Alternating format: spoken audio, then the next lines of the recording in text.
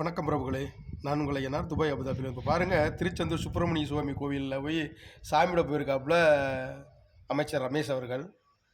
அவர்கிட்ட சிறப்பு தரிசனத்தில் நிறைய முறைகேடுகள் நடக்குதுன்னு சொல்லி கம்ப்ளைண்ட் பண்ணியிருக்காங்க.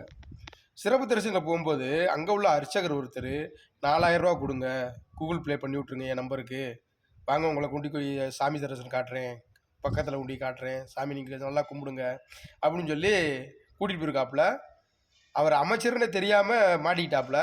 உண்மையிலே இந்த மாதிரி சிறப்பு தரிசனம்னு சொல்லிட்டு பணத்தை அதிகமாக வசூல் பண்ணுறாங்க பார்த்தீங்களா, இவங்களெல்லாம் கடுமையான தண்டனை கொடுக்கணுமுங்க. இவங்களெல்லாம் கோயில் அர்ச்சகராக இருக்கவே அருகதை இல்லாதவர்கள். ஏழை எளிய மக்கள் 1 மணி நேரம் 2 மணி நேரம் 3 மணி நேரம் காத்திரு கிடந்து போய் சாமி கூட வர்றாங்க. சிறப்பு தரிசனம்னு சொல்லி இப்படியா கொள்ளையடிக்கிறது? இப்படிலாம் செய்யவே கூடாதுங்க. என்னை பொறுத்தளவுக்கு சிறப்பு தரிசனத்தை கட் பண்ணிடணும். அதாவது எல்லா பேருக்கும் ஒரே லைனு, அது பணக்காரர்களாக ஏழையாக இருக்காங்க, யாராக இருந்தாலும் ஒரே லைன் தான், ஒரே சாமி தரிசனம் தான். அந்த மாதிரி செய்யுங்க. இப்போ இன்னும் சிறப்பாக இருக்கும். ஏன்னா ஒவ்வொரு துறையிலையுமே ஊழல் நிறைய படிஞ்சு கிடக்கு. ஆனால் இதை ஒவ்வொன்றாக களையெடுத்து சரி செய்து கொடுக்கணும் தமிழ்நாட்டு மக்களுக்கு. உண்மையிலேயே இந்த திருச்செந்தூர் கோயில் மட்டும் இல்லைங்க, பழனி கோயிலில், அழகரோல் கோயிலில், மீனாட்சி அம்மன் கோயிலில், இந்த மாதிரி நிறையா கோயில்களில் இந்த மாதிரி முறையீடுகள் நிறைய நடந்துக்கிட்டே இருக்குது.